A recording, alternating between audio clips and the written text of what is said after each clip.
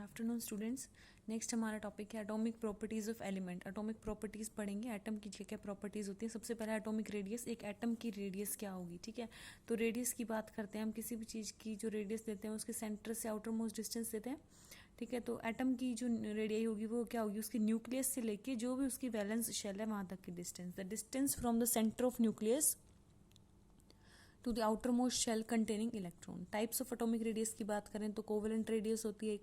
Covalent radius क्या, ये जो डिफरेंट हम रेडियस हम पढ़ रहे हैं वो किसके ऊपर बेस्ड है, depending upon whether element is metal और non metal. There are different types of atomic radius. Metal की अलग होती है और नॉन मेटल है तो उनकी रेडियस अलग होगी। जैसे जो नॉन मेटल्स होते हैं उनमें क्या होता है, कोवेलेंट बॉन्ड होगा तो वहाँ पे कोवेलेंट रेडियाई होगी, ठीक है। तो कोवेलेंट रेडियस कैसे होती है, दो एटम जिन्होंने कोवेलेंट बॉन्ड आपस में बना रखा है, ठीक है। तो इसके सेंटर से लेके इसके सेंटर की डिस्टेंस का हाफ कर लेंगे तो वो क्या कहलाएगी, covalent radii. It is defined as 1/2 of the distance of nuclei of two covalent bonded atoms of the same element in a molecule. This is generally used for non metals. अधिकतर non metal covalent bond बनाते हैं तो उन्हीं के लिए रहेगी covalent radii half of bond length, है ना। सेंटर से सेंटर के डिस्टेंस की आधी बोल रहे हो आप, तो बॉन्ड लेंथ ही होती है तो बॉन्ड लेंथ का हाफ। नेक्स्ट है वंडरवाल रेडियस क्या होगी, it is defined as 1/2 of the distance between the nuclear of two non bonded atom. जो वंडरवाल रेडियस होगी वो किस में होगी, वंडरवाल बॉन्ड में होगी। तो वंडरवाल बॉन्ड जब बनता है तो दो एटम्स के बीच में एक्चुअल में कोई बॉन्डिंग नहीं होती, इंटरेक्शन होता है ये सिर्फ, ठीक है। तो हम क्या बोलेंगे भाई, इसके सेंटर से लेके इसके सेंटर की जो डिस्टेंस है उसका हाफ सेम, लेकिन यहाँ पे जो कोवेलेंट रेडियस थी उसमें बॉन्डेड एटम होते हैं दो, इसमें कैसे होते हैं, नॉन बॉन्डेड। क्योंकि वंडरवाल बॉन्ड जो होता है वो एक इंट्रैक्शन है, वो बॉन्ड नहीं है, तो दोनों एटम कैसे रहते हैं, नॉन बॉन्डेड।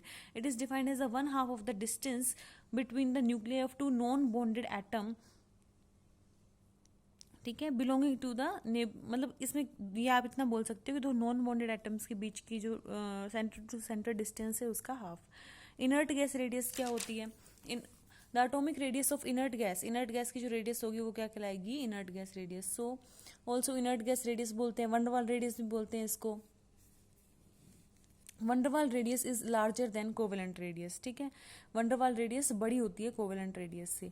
मेटेलिक रेडियस क्या होती है, it is defined as the 1/2 of the inter nuclear distance between the two adjacent ion in a metallic lattice.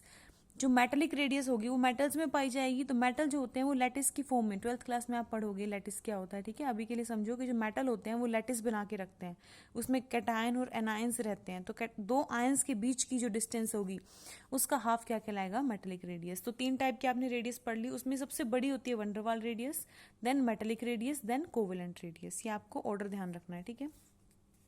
अब बात करते हैं एटॉमिक रेडियस के वेरिएशन की along the period. Variation along the period, period के अलोंग कैसे variation आता है, पीरियड यानी इस तरीके से जब हम चलते हैं हॉरिजॉन्टली जब हम चलेंगे पीरियड में, ठीक है।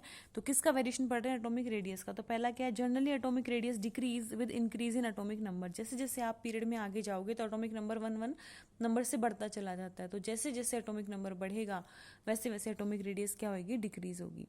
फ्रॉम लेफ्ट टू राइट जाने पे पीरियड में एटॉमिक रेडियस क्या होती है, डिक्रीज होती है। Next, alkali metal have largest size in their respective period.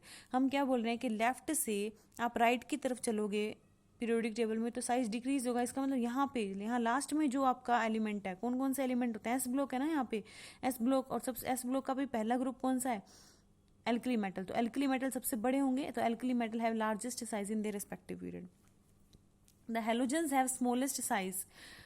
तो यहाँ वाले एलिमेंट सबसे बड़े होंगे, यहाँ जैसे जैसे आगे आप जा रहे हो तो साइज डिक्रीज हो रहा है। इसका मतलब लास्ट वाला जो ग्रुप होगा उसका साइज सबसे छोटा होना चाहिए। तो लास्ट ग्रुप 18 ग्रुप होता है, लेकिन 18 ग्रुप का सबसे छोटा साइज नहीं होता, ये आप याद रखना। 18 से पहले जो आता है 17 ग्रुप यानी हेलोजन वाला ग्रुप, उसका साइज सबसे छोटा होता है।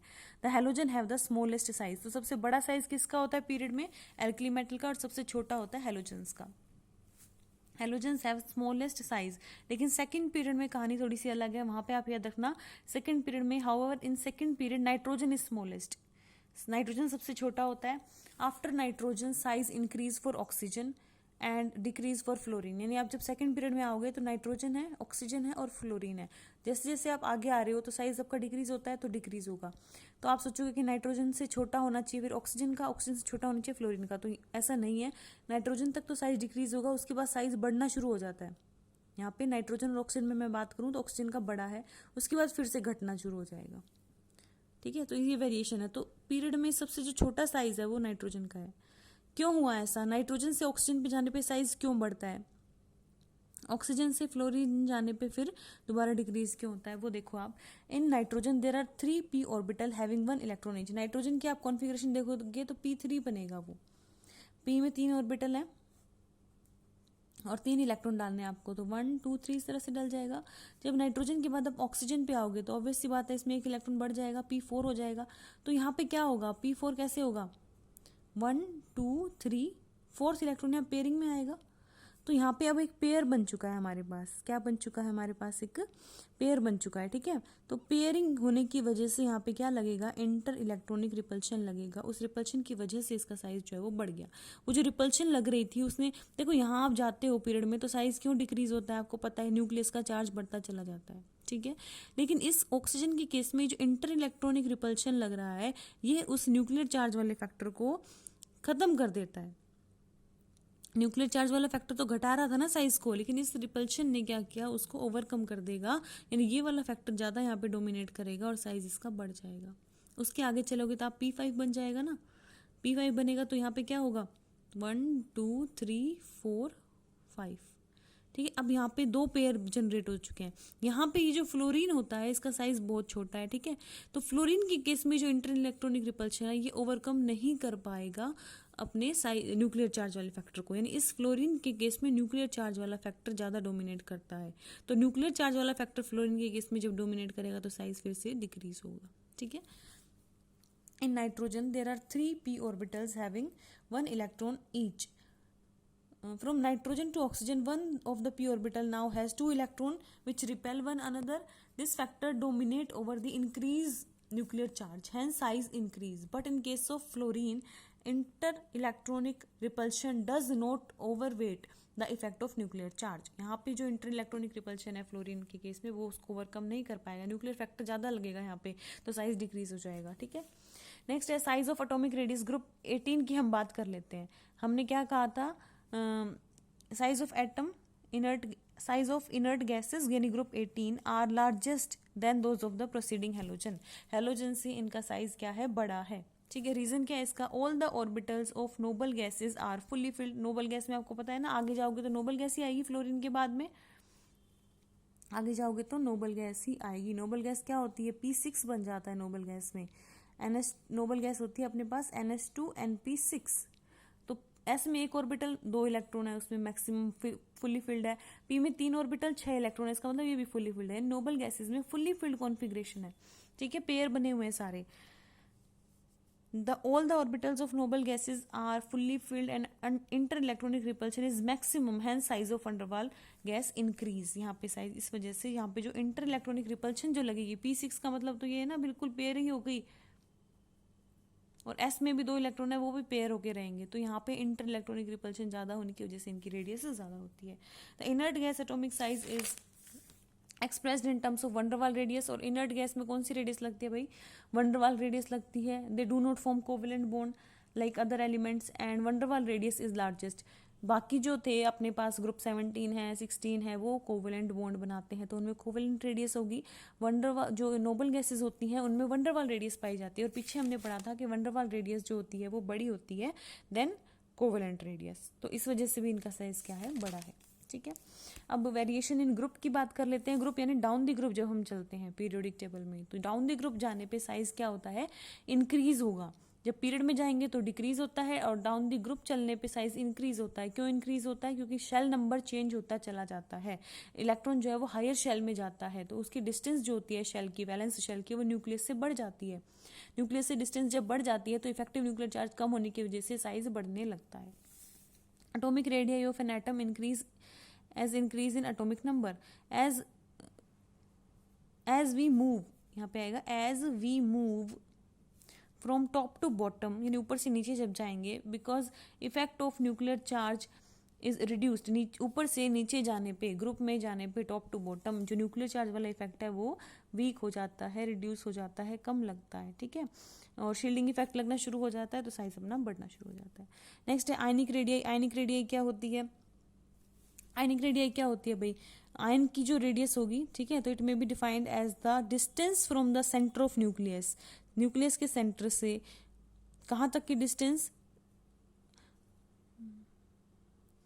may be defined as the distance from the center of nucleus of the क्या लिखा हुआ इसने of the metal लिख लो आप of the metal up to which it exert its influence on the electron cloud।